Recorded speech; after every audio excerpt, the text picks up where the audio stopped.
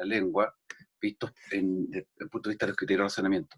Si tienen un poco de sueño, les sugiero que ahora mismo vayan, tómense un café, vayan a buscar un té, un café, un jugo de naranja, un pomelo, lo que les anime, los motive, los despierte un poco, porque la idea de esta clase es que ustedes puedan tener, los que ya leyeron el artículo de Greenberg, puedan tener una panorámica un poco más aterrizada, los que no lo han leído todavía, que puedan tener un aterrizaje no tan forzoso, un aterrizaje más bien plácido en estas dimensiones de los universales de la lengua.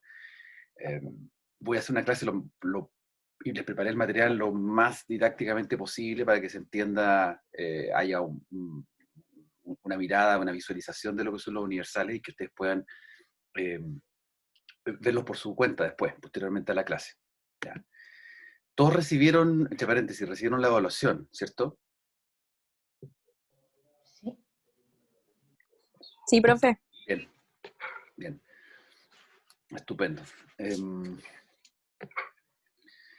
Ya, vamos a iniciar la clase entonces. Tenemos acá, sobre esto yo les he hablado, ¿sí? Si tengo mis dudas con la evaluación, ¿le mando correo? Veámoslo al final de la clase. Ah, ok. Comentémoslo.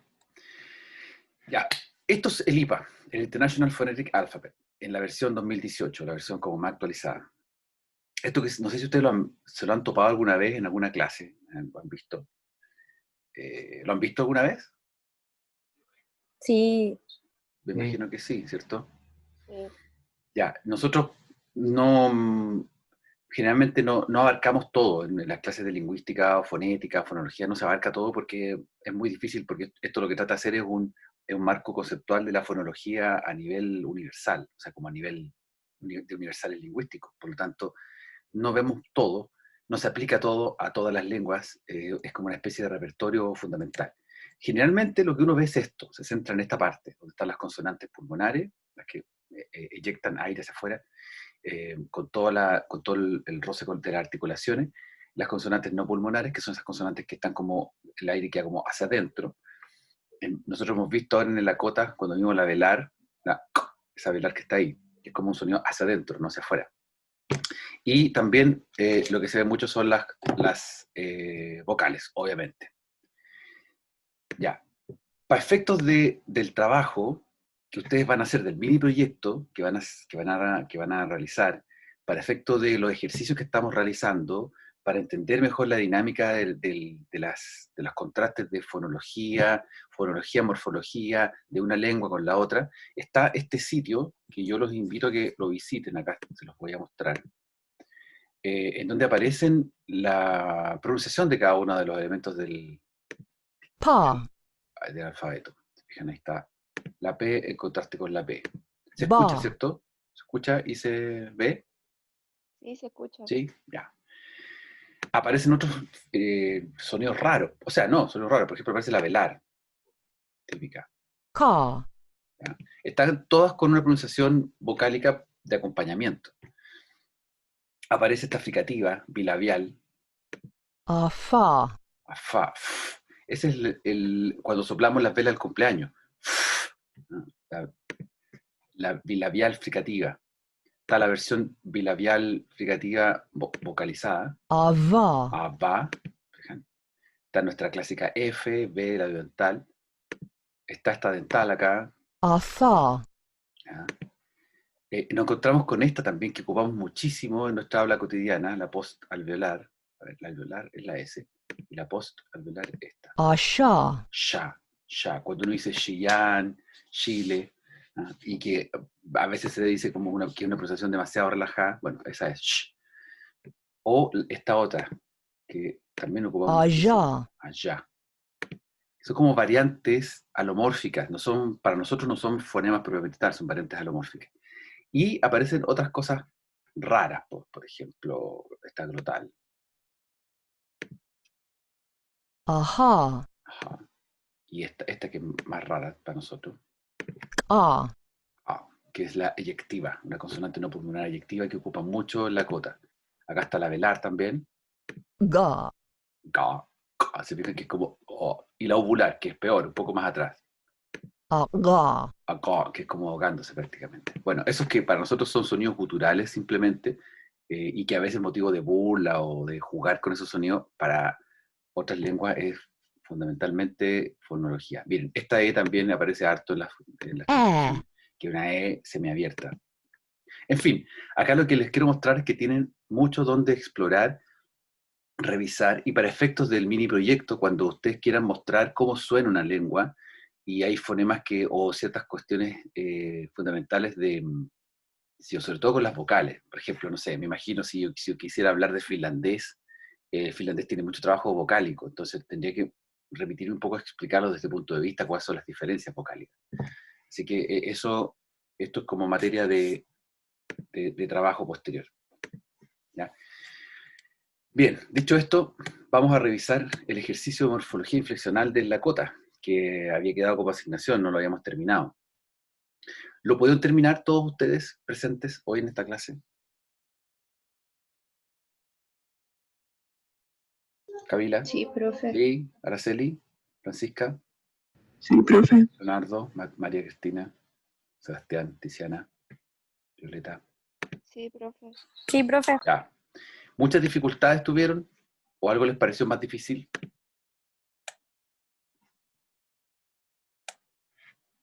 ¿Hicieron esto, por ejemplo, de inicio? Recuerden que uno de los elementos que venimos trabajando hace rato con los ejercicios, y en el taller también lo hicimos de la misma manera, se les propusimos hacerlo de esta forma.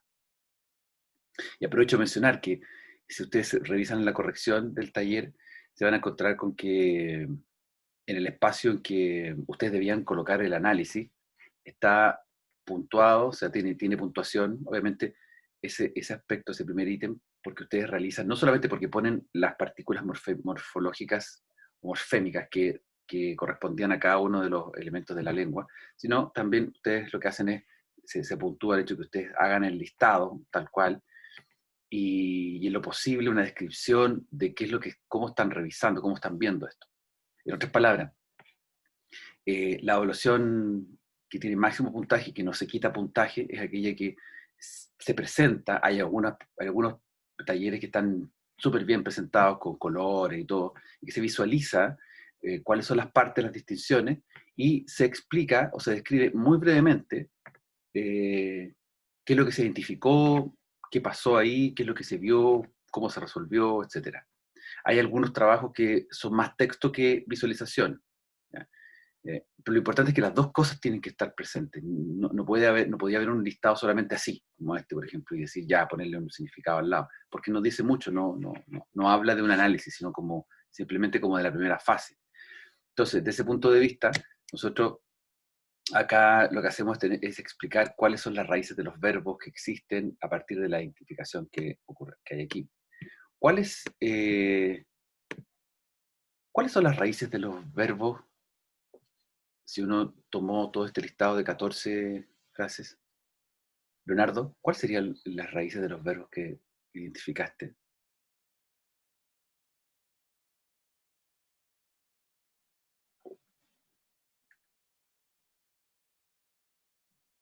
¿Leonardo? No está Leonardo. Araceli, ¿qué raíces de verbos identificaste? Identifiqué las raíces. ¿Dónde está? Who, que sería right. Upsicha, jump. Shkata, play. ¿Ya? She, want. Y el signo como de interrogación con la U, are. O Perfecto. be. Exacto. Algo así, ¿cierto? ¿Sí? Sí. Listo. Esa sería la estructura que encontramos. Yo hago aquí una salvedad, no sé si qué les parece a ustedes, desde el punto de vista de la hipótesis de trabajo que uno tiene. Y con co, que es dar, está establecido que esa tercera persona singular masculino o femenino. En el número 7, wa, co. I give to him, to her. O sea, lo que entrega aquí la noción de u es que ese no puede estar solo, tiene que estar relacionado con una tercera persona. Que no es lo mismo que la u asociada a la glotal, o, esa u de ser, que es el verbo. Entonces, ahí, por ejemplo, si ustedes se quedaron pegados en eso un rato, dando vueltas de cómo resolverlo, ¿ya? Es precisamente porque la lengua tiene estos elementos sincréticos que hace que se ocupa se hace muy poco con mucho, eh, y se producen este tipo de confusiones. El otro elemento que podría también haber traído alguna confusión es el verbo llegar, que llegar está, yo aquí lo listo con dos formas. La forma llegar, he, como en wahi, o la forma llegar aquí como yili, que aparentemente se da de esta manera porque hay una mutación de sonido. Parece ser que he, al estar relacionado con otro sonido, con otro fonema consonántico, produce, por el ambiente consonántico, se sonoriza y queda como un yili. Veamos cuáles son los marcadores de concordancia. Porque cada uno de estos ejercicios, cada uno de esta muestra, nos desafiaba a encontrar elementos que concordasen con los verbos que estaban ahí marcados. ¿Cuáles son los elementos que encontraron como concordancia? Violeta, empieza con alguno. El pi con el plural, por ejemplo, en la 3 con we, y en la 12 con you plural. Ya, encontraste que el pi era un elemento extraño ahí, ¿cierto? Sí, que Ya. claro, se añadía cuando el sujeto era plural. Claro. Ya, perfecto. Pero vamos a las primeras, a la 1 y la 2. ¿Qué nos encontramos en la 1 y en la 2? Camila, ¿qué encontraste tú en la 1 y en la 2 como marcadores de concordancia o elementos concordantes con el verbo? Están sumados al verbo. Que wa vendría siendo yo. ¿Ya? Y Exacto. ya, tú. Tú, claro. Y ahí se nos empieza a armar el mono general, con lo que decía Violeta, lo que tú aportas, Camila, que tenemos wa, ya, tenemos en el caso del pi aparece ligado al u, aparece ligado a ya. Entonces tendríamos wa como yo, ya como tú, segunda persona, u sería nosotros o nosotras, tú y yo, ¿cierto? Como la primera variante. Y la segunda variante de nosotros, ¿cuál sería, Francisca?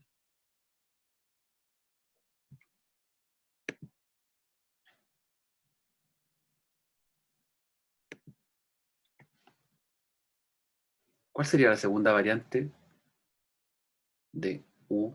Vamos en orden. Dijimos U, nosotras, nosotros, y ahora abajo dice U con pi. ¿Qué significa eso?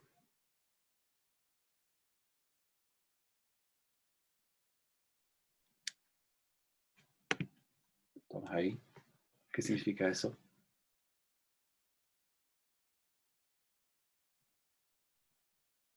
Profe, ¿Sí?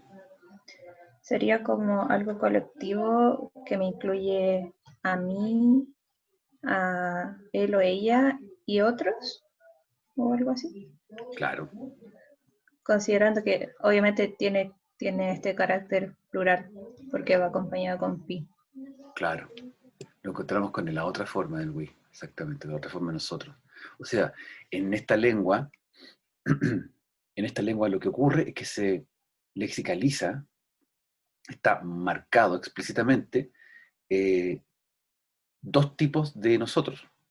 Y desde ese punto de vista podríamos decir que hay tres maneras de hablar desde el yo. Una primera dimensión como personal, cuando es yo, wa. Otra segunda dimensión personal, cuando es yo más alguien que está al lado, yo y alguien más, nosotros, nosotras, u. Y cuando hablamos de nosotros, yo, nosotras, nosotros, o sea, yo más el otro que está al lado, pero es un él, un ella, u otros más, ahí lo hacemos colectivo, con el pi. De tal forma que en la cota es muy, muy identificable el hecho de que una persona hable desde posibles tres dimensiones, desde el yo. Cosa que en el español también tenemos, pero no lo tenemos lexicalizado. En español nosotros decimos, yo quiero hacer tal cosa. Nosotros tú, yo, los que estamos acá, tú y yo queremos lograr tal cuestión. O lo otro es, le hablamos al mundo, le decimos nosotros, los que estamos reunidos acá, nuestra comunidad, nuestro pueblo, etcétera, decimos tal y cual. O sea, en otras palabras, en el español hay que, y en otras lenguas, hay que dar toda una vuelta, un circunloquio lingüístico para poder expresar la distinción entre nosotros, tú y yo, y nosotros, yo, él, ella, nosotros, otros, etc. Acá no, acá ni la Lakota tiene eso. Por lo tanto, la repercusión es súper importante porque nos encontramos con que el ya y ya pi también hace la diferencia. No una tercera vuelta como ocurre con el yo, nosotros, tú y yo, y nosotros, yo, él, ella, otros, otras, sino que hay un tú singular y hay un vosotros, vosotras plural. ¿Por qué puse abajo X y después X, puntos suspensivos, pi? Sebastián, ¿qué se te ocurre? ¿Por qué puse esa X y después X, pi? Sí, se me ocurre debido a que aparentemente la tercera persona se encuentra implícita dentro de las oraciones. Entonces, Claro. cuando al estar el implícito más la noción de plural, habla como un ellos. Exacto. Donde Claro. está el 3 y en el 9. Exactamente, pasa eso. Que entonces, si bien es cierto que hay una, digamos, una excesiva marcación de la primera persona plural, o sea, hay dos vueltas distintas, en el caso de la tercera singular es como todo lo contrario, no hay para qué hablar de la tercera singular. Cosa rara, desde el punto de vista lógico de una lengua, pero no es tan raro si uno lo piensa desde el punto de vista de que las lenguas tienden a lexicalizar por razones diversas ciertos elementos y no otros. Y ya no hemos encontrado que en las lenguas, por ejemplo en el español, nosotros podemos simplemente no hablar, no ocupar los pronombres personales cuando estamos hablando porque están en la desinencia del verbo. Entonces, ni siquiera explicitamos. De hecho, eso produce que muchos de las ambigüedades cuando nosotros hablamos y decimos, bueno, llegamos acá, estamos todos acá. Bueno, pero ¿quiénes son todos? ¿Quiénes son? Tú, yo, él. Entonces, ahí se generan esas ambigüedades que en esta lengua no se dan. No se da esa ambigüedad en nosotros. Bien, esa era un poco la forma de trabajar en la cota y la forma de trabajar los análisis. O sea, generar una identificación, pormenorización, separación y una discusión. O sea, es decir, discutir con el compañero el trabajo en pareja o con uno mismo solo cuando está armando este puzzle, que es como una especie de investigación de un crimen. O sea, y aquí ya se contamos todas las piezas. Por lo tanto, podríamos ahora perfectamente conjugar el verbo ti, el verbo Lakota ti, que significa vivir o habitar. ¿Cómo sería esa forma? Con la primera persona sería Wati. Ya, Wati. Bien. Con la segunda persona. Yati. Yati. Bien. Con él, ella.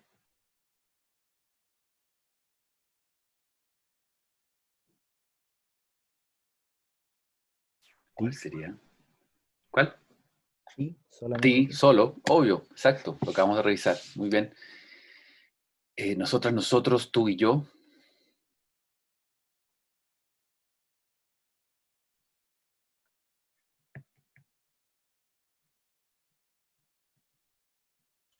Uti. Uti. Nosotras, nosotros, ella, él y yo, varios, varias de nosotros. ¿Cuál sería? Uti sería Utipi. nosotros. OTP, obvio. Vosotras, vosotros.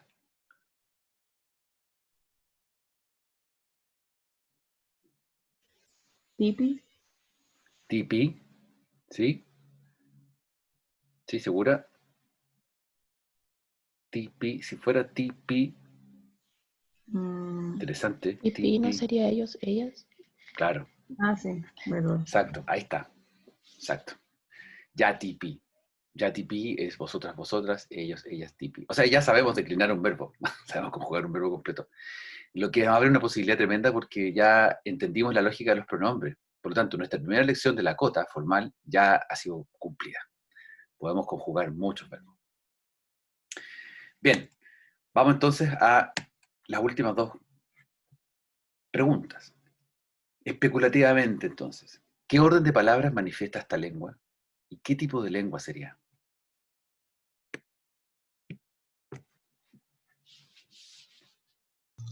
Yo digo que es de orden SVO. SVO, ¿cierto? Ujú. Bien, es SVO. Es SVO porque, bueno, estuviste, me imagino que estás pensando lo mismo que yo, que es como tenemos al principio todos los pronombres personales, son los Claro. sujetos, luego tenemos los verbos y luego tendríamos una cierta desinencia como en el caso de, cuando decíamos llegar acá, estar allá, ese allá significaba un elemento como más allá del verbo. O particularmente cuando hablábamos, no, porque son objetos, particularmente cuando hablábamos del him o her, cuando decíamos Ujú. la tercera hablaba un him, un La her, un de él, un who. ella. Exactamente. Hay otra variante dentro de esta lengua que es el orden SOV. Por lo tanto, o sea, canónicamente hablando, si ustedes buscan la conformación estructural del Lakota, va a aparecer SOV y va a aparecer SVO como una variante. Lo que significa que es muy normal que en todas las lenguas tengamos más de una variante. Por lo tanto, la clasificación que hace de universales lingüísticos desde el punto de vista del orden oracional que hace Greenberg es una clasificación que es especulativa, es una hipótesis de trabajo. En general, a pesar de que un tremendo trabajo, se revisó 30 lenguas, hay mucha información, el texto que ustedes tienen de lectura es un artículo que es una presentación de un trabajo, un resultado, no está pormenorizado todo el análisis, sería un tomo aparte eso. Entonces, la información nos dice que la lengua puede comportarse de dos formas posibles. O sea, es normal. Nosotros mismos en el español hablamos a veces con este mismo orden distinto. Podemos decir SVO y a veces decimos SOV. ¿Qué tipo de lengua es? ¿Cuál sería la tendencia? Hablemos de tendencia.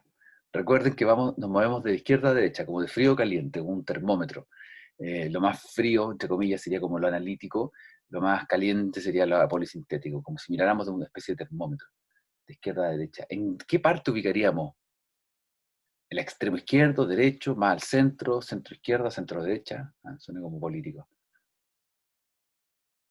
Un DC siempre estaría al centro. ¿Qué tipo de lengua sería?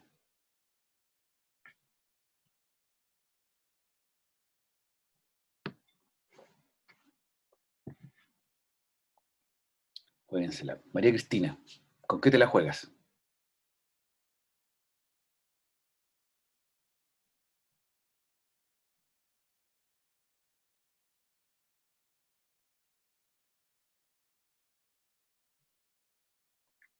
Ya, pues chiquillos, lancen una. Profe, Sí, me suena Violeta, aglutinante. Camila. Violeta y Camila, quieren decir. Sí, perdón, que agrega el pi como morfema de plural y no lo, como que no se conjuga el verbo en sí, no cambia el verbo, entonces podría ser aglutinante en ese sentido. Ya, ya, bien. Súper. Buena, buena, buena. Esa es la tendencia de la lengua, es una tendencia aglutinante. Sí. Alguien podría decir que es sintética, por ejemplo. O sea, analítica ponen una parte. Ya vimos que analítica no tiene nada que ver. Sí tiene una tendencia aglutinante porque, como tú bien dijiste, Violeta, el agregado de morfemas que permiten entender el significado gramatical o léxico hace que la lengua necesite articular varios componentes. Pero alguien puede decir, no, pero es que eso es sintético, una lengua sintética como el español. No, pues la sintética como el español lo que hace es superponer cuestiones, elementos. Y una polisintética expande mucho más la información. De hecho, la dificultad que tiene esta lengua eh, es que es una lengua que al aglutinar información no nos deja ver bien, o sea, nos cuesta mucho ver los componentes, o sea, digamos, nos cuesta mucho ver la funcionalidad de los componentes porque empiezan a aparecer muchos componentes. O sea, si viéramos una oración más amplia, el aglutinante lo que hace es nos muestra tanta información que es una paradoja, pero es tanta información que no nos deja ver bien a nosotros como hablantes de español que estamos acostumbrados a otro tipo de lengua a revisar de una manera más fácil. Bien, hasta acá. Quiero decirles algo importante. A ver, escúchenme, concéntrense si están por ahí, si fueron a buscar el café. Lo que hemos hecho hasta el momento, y que tiene que ver con el objetivo del curso, de la segunda unidad, es que primera y segunda unidad, es que durante la primera unidad hicimos un avance muy intuitivo en hacer análisis, enfrentarnos a lengua, conocer los componentes fundamentales, la gramática mental, universal, todos esos elementos que nos permiten meternos. Pero ahora, lo que vamos a hacer en la unidad 2, lo que estamos haciendo, es caminar desde el análisis intuitivo hacia el análisis de componentes desde un punto de vista más formal, ¿ya? Desde el punto de vista de lo que plantea la teoría lingüística, o sea, las investigaciones lingüísticas. Por eso es que nos metemos con el artículo clásico de los 45 universales de Greenberg. En este artículo, Greenberg considera 3 dimensiones lingüísticas: la tipología de orden básico, la sintaxis y la morfología.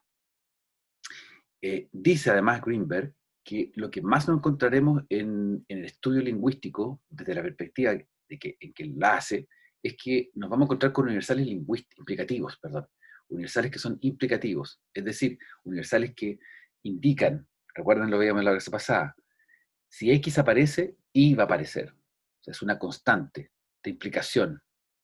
Y esa implicación de un fenómeno en una lengua tiene impacto directo en lo que pasa con otra lengua, inmediatamente. Y esa es la gracia de esto, que es como un gran puzzle que se articulan todos estos implicativos, que en algunos momentos no van a calzar, porque esto no es matemática pura, pero en otros momentos sí va a calzar y va a generar un efecto en cadena hacia otros universales. Por eso es tan difícil revisarlo. O sea, cuando uno mira como universal y ve el orden y va viendo los titulares de los universales, encuentra que tiene sentido. Pero cuando uno empieza a leer los universales, no sé si les pasó eso, uno empieza a leer los universales, como que uno se empieza a perder un poco, porque hay harta información que hay dentro. Entonces, ese es el objetivo de la clase que les comentaba al inicio, que hoy día podamos didácticamente revisar eso, ¿ya? Consideremos las 3 dimensiones lingüísticas. La tipología de orden básico es básicamente, valga la redundancia, la relación entre un núcleo y sus modificadores. Por lo tanto, Greenberg lo que se ocupa acá es demostrarnos la relación entre el adjetivo y el sustantivo, entre el objeto y el sujeto, entre el sustantivo y el genitivo, la posesión, y la preposición con la frase nominal. ¿Por qué? Porque esas son las 4 funciones básicas, fundamentales en cualquier lengua. Si ustedes recuerdan cuando empezaron a estudiar por primera vez una lengua distinta a la lengua española, la primera vez que pensaron metalingüísticamente sobre una lengua, lo que uno hace es buscar, decir, ¿dónde diablo está el sustantivo? ¿Cuál es el sustantivo? ¿Cuál es el adjetivo? ¿Cómo se produce una frase? ¿Dónde están las preposiciones? A pesar de que uno puede no pensarlo de esa manera, desde el punto de vista técnico, sí lo que hace es imaginarse esta dimensión. La sintaxis se va a ocupar de la oración, la interrogación, la subordinación, los tipos de verbos, si los verbos son regulares, irregulares, etc. Y la morfología es algo que ya hemos visto con sufijos, prefijos, derivaciones, inflexiones, concordancias. ¿Se fijan? Todo esto nosotros lo hemos visto ya de manera intuitiva en el análisis de las lenguas. Algunas partes más, algunas partes menos. Por eso era tan importante que el taller 1 ustedes pudiesen estar expuestos de la manera más individual posible al análisis de todos estos componentes, para que ustedes pudieran experimentar, sacarle el rollo al asunto, poder sentir, palpar cómo se hace un análisis lingüístico acabado, de caso, pero análisis lingüístico como tal. De tal manera que Greenberg hace el siguiente razonamiento de tipología de orden básico, y que es tomar ciertos criterios, ¿no? Para llegar al primer universal, Greenberg toma 3 criterios. Vamos a ver cuál es el primero. Él dice, el primer criterio es examinar la existencia de preposiciones versus posposiciones. ¿Ya? ¿Se entiende esa relación de preposición con posposición? Sí. ¿Sí? Sí. O sea, una lengua, lo que pasa es que como uno como hablante de español cree que la normalidad son las preposiciones, pero basta con mirar al lado, empezar a mirar ustedes mismos a sus propios compañeros que estudian japonés, que ellos están viviendo otra realidad con las posposiciones, y bueno, y con otras lenguas que hemos visto acá también, nos damos cuenta que las posposiciones son un fenómeno súper natural en muchas lenguas. El mismo hecho del latín, que tiene un carácter medio posposicional, porque tiene todos los elementos a la derecha, hace que sea difícil. Bueno, toma ese primer elemento y lo junta con el segundo criterio. que es examinar el orden relativo de sujeto, verbo, objeto en oraciones declarativas.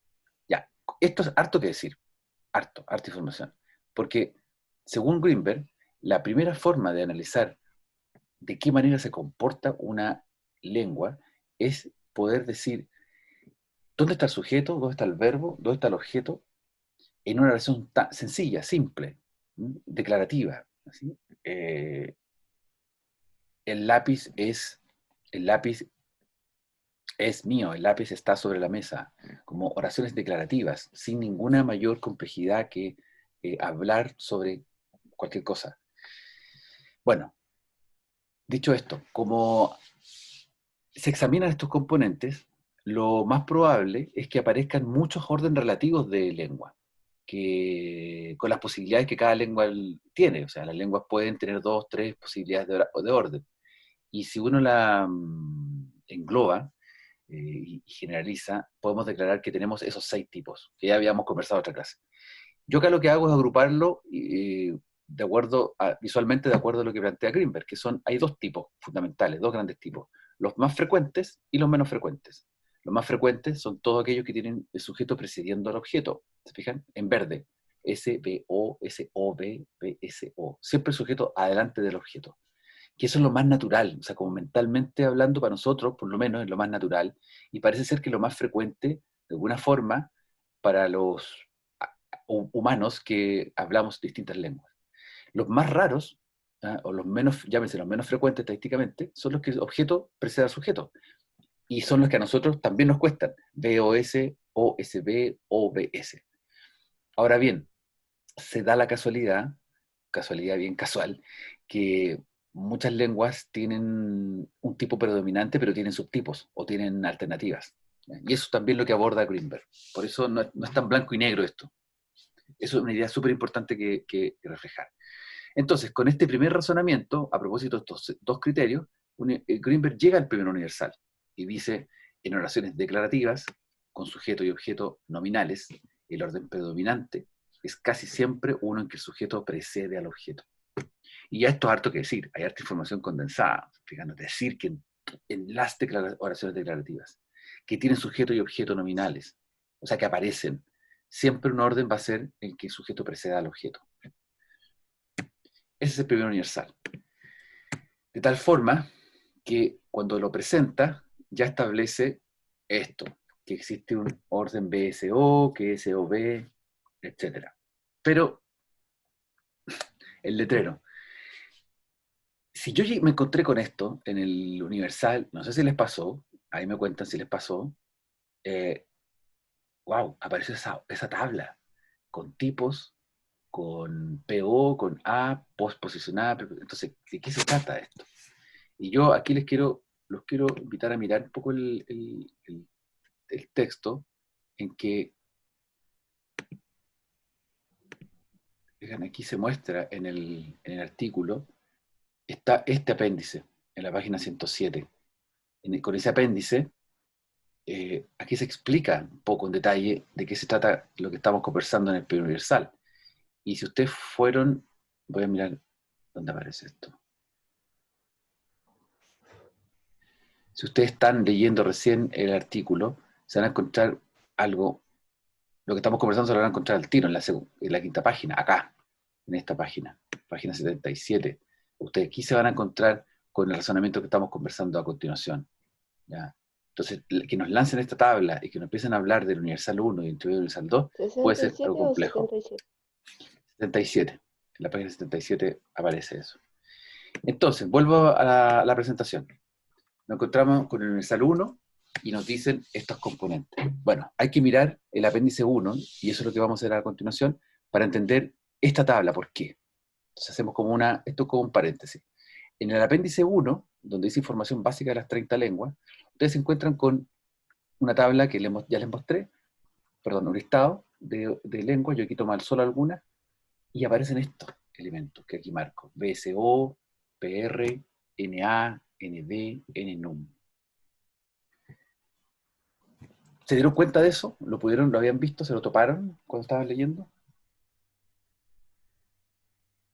Sí. ¿Se entiende? Todavía no. Sí, ¿lo lograron entender? Más o menos. De todas maneras, ¿sí? ¿Lo lograron entender? No. Sí, no mucho. Perfecto. Bueno, lo que hace aquí Greenberg es que establece que en este apéndice 1, que yo, o sea, le insisto, para leer el artículo del apéndice 1, mírenlo, revísenlo, porque acá está la información como el resumen del resumen. Cuando hace acá en esta primera columna BSO, está queriendo decir que los componentes sujeto, verbo, objeto, no importa el orden, que están acá, tienen, se manifiestan con un orden específico según cada lengua. Por lo tanto, el vasco es tipo 3, es decir, es tipo de orden SOV. O sea, esto BSO es un indicador de orden de los componentes de cada lengua. Por lo tanto, cada una de estas lenguas están aquí planteadas con un número romano, es el tipo de orden con el cual a lo largo de todo el artículo Greenberg va planteando las distinciones. El italiano, que es nuestra lengua más cercana de todas estas que están acá, es tipo 2, SVO, como el español, como el portugués, SVO. Fundamentalmente SVO. Listo. Después aparece PR. PR significa, cuando está la X presente, significa que la lengua tiene preposiciones, o sea, es preposicional, versus la inexistencia de PR, que es la lengua como posposicional. El italiano es X, o sea, tiene preposiciones. En cambio, por ejemplo, el vasco es posposicional, al revés. El finlandés es posposicional, tiene al revés. El hindi también. Luego, NA habla del orden de sustantivo con adjetivo modificador, noun y adjective. Por lo tanto, X sustantivo precede a su adjetivo modificador. Por ejemplo, el caso del italiano, el caso del vasco, ¿ya? El caso de guaraní, el hebreo, el sustantivo va antes del adjetivo modificador. En el caso de la rayita, es que ese sustantivo va a continuación de su adjetivo modificador. Recuerden que los adjetivos modificadores estamos hablando no de calificativos, sino que estamos hablando como decir esta mesa.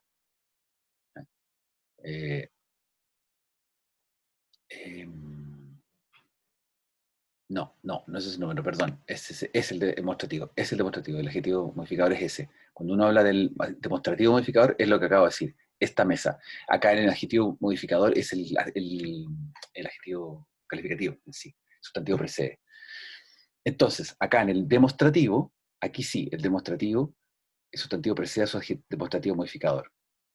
Y en el numeral, nos encontramos con que el sustantivo precede a su numeral modificador.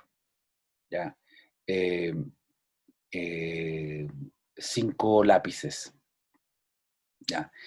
Esta manera de estructurarlo nos permite ver que las lenguas, o sea, esta clasificación, en realidad, esta clasificación no la va considerando exactamente en cada universal, pero sí nos hace una panorámica de cómo las lenguas van funcionando.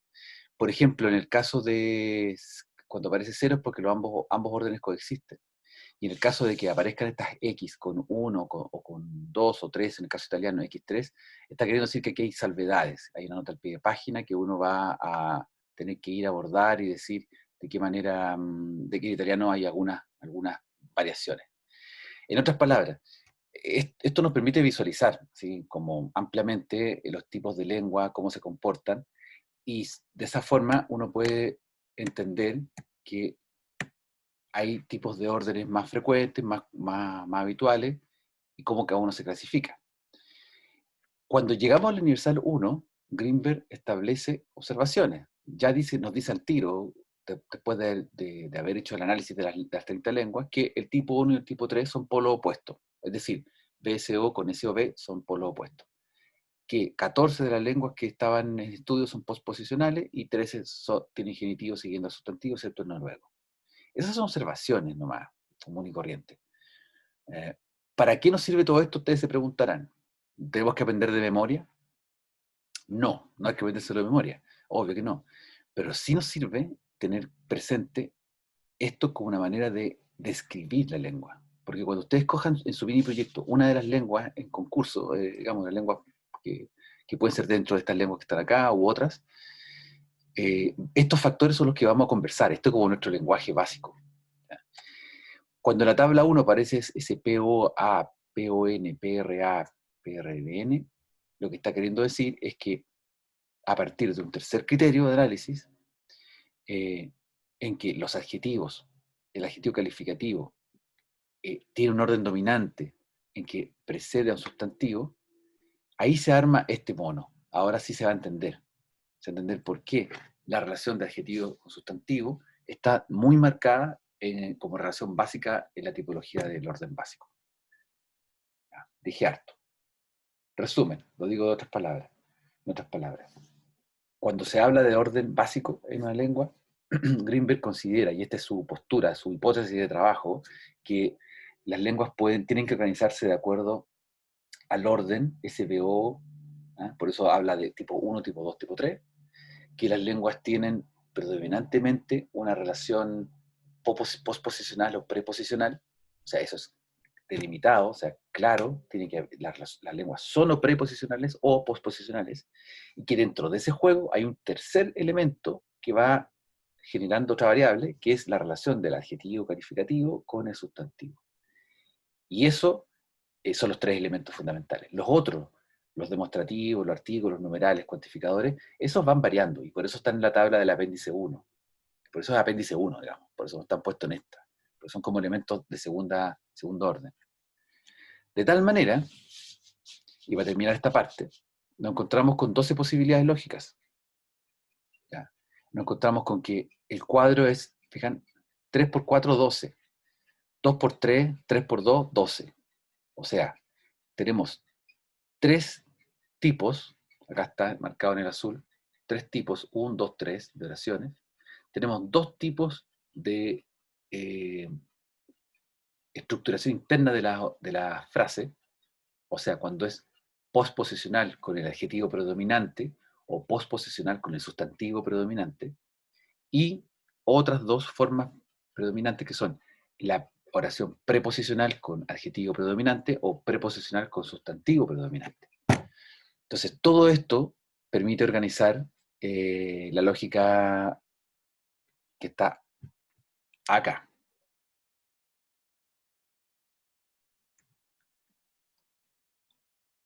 Esta lógica que está aquí.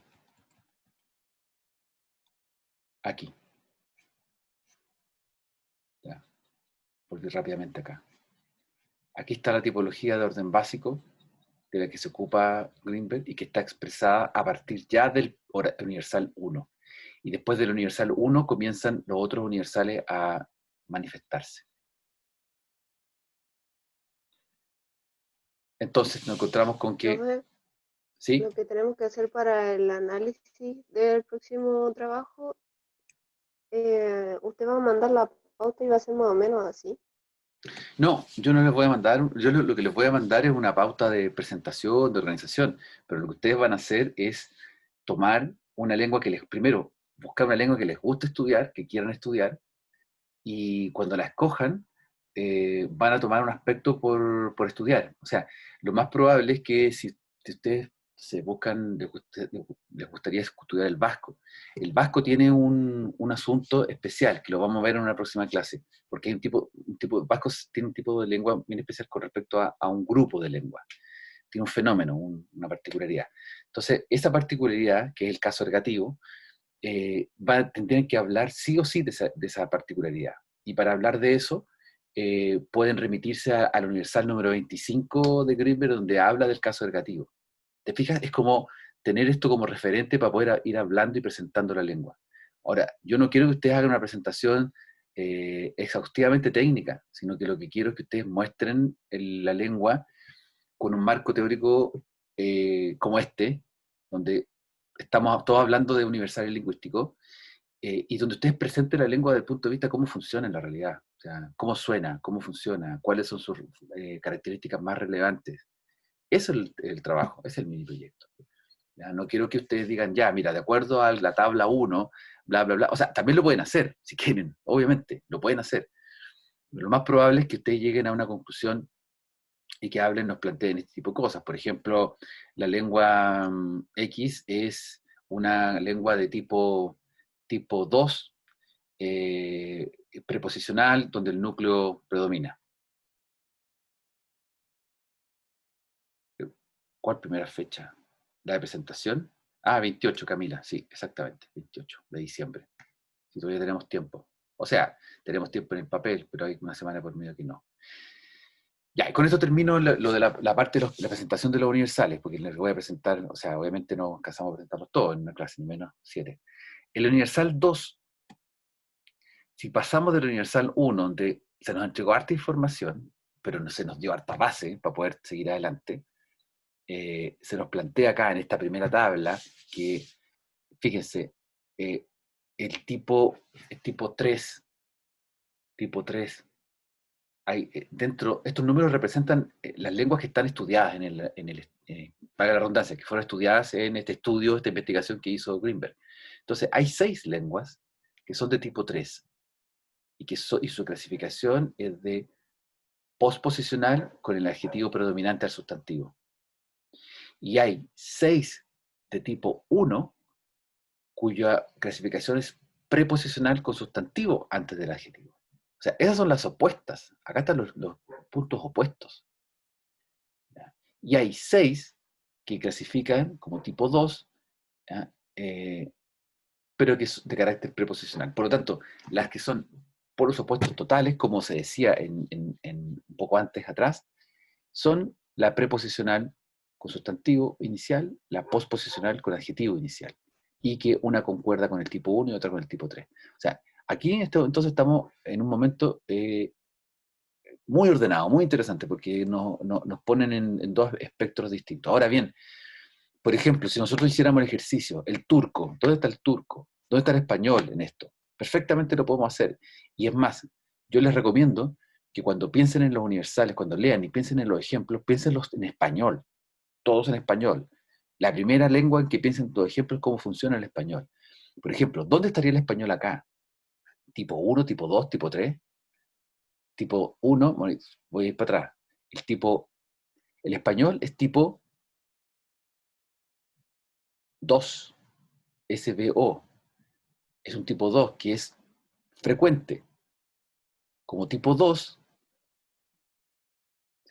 está aquí, en el centro, es muy frecuente. Por lo tanto, no es una lengua que esté en los espectros más polarizados de la muestra. El universal 2 da cuenta del orden del genitivo y que está originado por la tabla anterior, por la relación de las preposiciones con las posposiciones. Obvio, porque si yo tengo una oración que empieza con preposición, una lengua que empieza con preposición, cada anexo que voy diciendo, yo compré un lápiz para Juan, ese para Juan, o sea, si cada enunciación tiene que ver con preposición, obvio que va a generar un impacto distinto hacia posposicional, de tal manera que en lenguas con preposiciones el genitivo casi siempre le sigue al sustantivo modificado, mientras que en lenguas con posposiciones casi siempre lo precede. De esa forma nos encontramos entonces nuevamente con el cuadrito donde aparece la relación de todas estas oraciones y las observaciones consecuentemente que va planteando Greenberg, que insisto, no hay que aprenderse la memoria, pero sí hay que ir entendiendo, ir razonando de qué se trata, es que 6 lenguas son preposicionales, 5 lenguas son posposicionales, no hay lengua incluida en el universal del tipo 1 BSO. Entonces, si el tipo 1 BSO con posposicional, con adjetivo predominante, no está presente, entonces eso sí podría dar paso al siguiente universal, porque tendría que resolverse de alguna forma. Para resumir, cada universal está estructurado con razonamientos, con criterios. ¿Ya? El universal 1 está con 3 criterios. ¿Se acuerdan más o menos cuáles eran esos 3 criterios? Con esos 3 criterios se estructura el universal 1, da pie al universal 2, porque en el universal 1 queda pendiente la explicación de cómo el genitivo está presente. Entonces, eso da pie al universal 2, en donde se explica que el genitivo debería estar estructurado de acuerdo a la relación de preposición con posposición. Y como en la universal 2 no podemos explicar todo, lo que ocurre con eso, en particular con respecto a las lenguas de universal tipo 1, el universal 3 aparece por consecuencia, en donde se declara que las lenguas con BS1 tipo 1, dominante, siempre son preposicionales. O sea, el universal 2 resuelve lo que el universal 3 resuelve lo que el universal 2 no logró resolver. Entonces el cuadro, la tablita 1, que está en la página 77, sigue entregándonos más información, sigue explicándose. Por eso es que la tabla 1, por eso yo le mostré el artículo, porque la tabla 1, si bien es cierto, debe estar ahí presente para poder entender de qué vamos a hablar, igual está muy encima, por decirlo de una forma, entre comillas. Necesito ir volviendo a la tabla para poder, a la medida que avanzo, a la lectura de cada universal. Entonces, el universal 1 tenía 3 criterios para llegar Profe, a disculpe, ¿cuál era el constituirse. universal 2? El universal 2 es aquel que habla de la relación del genitivo con respecto a las preposiciones y las posposiciones. ¿Ya? Gracias. De nada. ¿Se acuerdan? Repito, ¿cuáles eran los 3 criterios con los que llegamos al universal 1?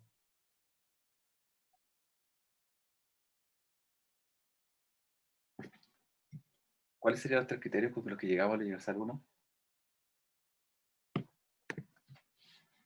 Vendría siendo esta como diferencia entre lo posposicional y lo preposicional, uno de esos, ¿no? ¿No? ¿Te acuerdas? Había marcado en verde al inicio, que teníamos 3 cosas, como 3 componentes. Solo para chequear, si se acuerdan. Ahí lo olvidé. ¿No? No, está difícil.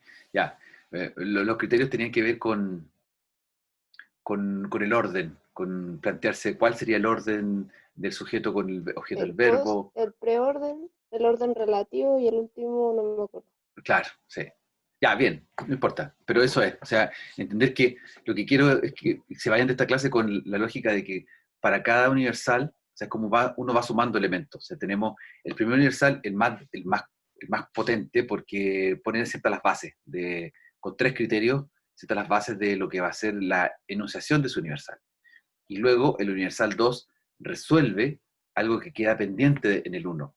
Y después el 3 resuelve lo que queda, algo pendiente que queda en el 2. Y así empieza sucesivamente a entregar información.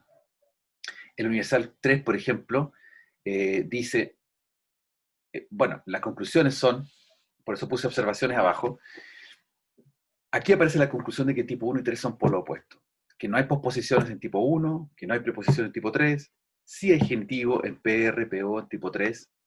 ¿Ya? Yo sé que si estoy hablando esto rápido, a lo mejor no lo van a entender como unir todas las piezas rápidamente, pero al momento de hacer la lectura del artículo, sí les va a ir cuadrando esto. Sí hay genitivo en PR, PO en tipo 3, pero no se aprecia explícitamente en la tabla.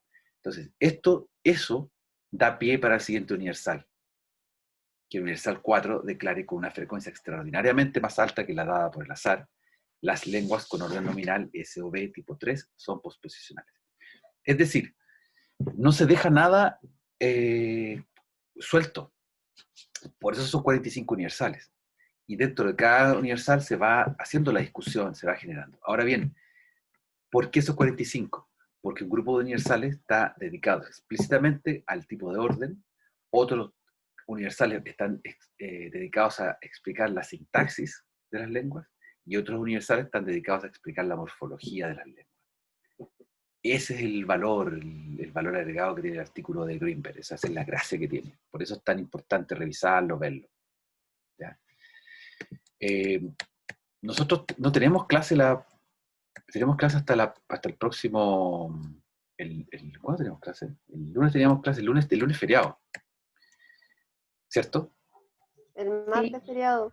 El martes feriado, pero el lunes lo dieron como interferiado. Sí. Yo les voy a dejar esta asignación. Obviamente, la lectura del artículo, ahora con esta presentación que les di, ojalá que sirva un poco más para entender, se las voy a dejar con el resumen de los primeros 7 universales, que son los que nosotros más nos interesan para tener una base estructural. Y les voy a dejar también el ejercicio del Swahili, porque el Swahili es un clásico de los clásicos. O sea, ustedes no pueden estudiar lingüística si no han visto Swahili alguna vez en su vida. Acá está el ejercicio con las formas swahili, las glosas en inglés y las preguntas correspondientes por hacer. O sea, lo que hay que buscar, sujetos, Profe, objetos. otra interrupción. Diga, hermano. Lo que pasa es que la semana pasada, esta semana, la clase del lunes yo no vine porque fui a médico. Y estoy media perdida con la fecha de la presentación, El 28 de diciembre, como puso en el chat el la 28. Camila, sí. Y no se le entrega nada antes, ni un preproyecto. No, nada. Las fechas yo las colgué ahí en el Classroom, por si acá. Están ahí puestas las fechas en el PDF. El 28 de diciembre, lo que nosotros vamos a hacer en las próximas clases, la próxima clase vamos a revisar el ejercicio de Swahili. Quiero que también seguir ahondando con los universales y ya vamos a hablar del mini proyecto también porque de hecho les voy a dejar un correo recordatorio sobre esto, sobre el mini proyecto, sobre el primer paso que tienen que dar, que es armar las parejas de trabajo, escoger 3 lenguas básicamente para que les gustaría estudiar y pensar en 3 porque si hay alguien que coincide en la misma lengua, lo que tenemos que hacer es un sorteo de esa lengua, o si ustedes se ponen de acuerdo. Pero eso es lo fundamental que hay que tener para el próximo viernes, ¿no? Que ustedes ya tengan 3 lenguas que les gustaría estudiar, como para ir descartando.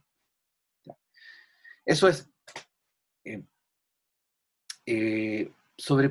Pregúntenme algo sobre, Francisca, ¿tú querías preguntar algo del taller, de la evaluación 1?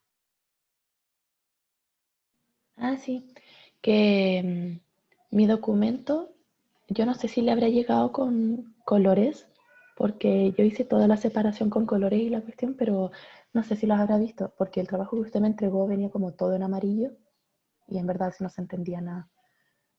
Y eso, esa era mi Bueno, duda. si te entregué fue ese el que revisé, entonces. Ah, pues, pucha. Pero me lo mandaste en PDF. Sí, es que no tenía cómo descargarlo. Y Ya, yo lo que, abrí el PDF y revisé sobre el PDF y puse mis comentarios en el PDF, ¿cierto? Ahí lo viste eso, ¿cierto? sí. Ya, pero mira, más allá de lo de los colores, y la apreciación puede ser que alguno, o sea, no le puse a todo el mundo, o sea, digamos, el máximo puntaje no tiene que ver con que todos hayan puesto colores, porque en algunos casos algunos colores confundían un poco, por lo tanto, no me metí en esa lógica como de decir, oh, el color negro con el plomo no debía haber sido porque no se entiende. No, o sea, olvídalo, no me metí en eso. Lo que sí se valorizó es que estuviera la separación y hubiera alguna explicación, descripción breve, que eso tenía que estar dentro del análisis. Y en algunos casos les puse puntaje, les puse menos 2 puntos, menos 3 puntos de acuerdo a eso, de acuerdo a que si no se entendía, básicamente si no se entendía, porque hay trabajos muy buenos desde ese punto de vista, que está explicado todo, de hecho hay algunos trabajos que están demasiado explicados, que me parece extraordinario, que está muy bien explicado el paso a paso de cada uno del análisis, pero es el extremo, es como la explicación es muy buena, ¿eh? Pero lo fundamental era que pudieran organizar y pudieran dividir y armar eso. Camila, debemos tener 3 lenguas para después hacer solo una. Sí, exactamente, eso es. Cualquier pregunta sobre la corrección, la revisión, la nota, mándenmela por correo de manera personal, ¿ya? Así trabajamos más rápido. ¿Les parece? Sí, pues sí, la separación es parte del análisis, exactamente. Ya chicos, tengo que irme. Les voy a cualquier cosa, mándenme un correo, ¿ya? No hay ningún problema con eso. Y tengan buen fin de semana, pásenlo bien, relájense y estudien para la próxima. ¿Ya? Chao. Profe, que esté bien, chao, chao. Chao, Igual, chao.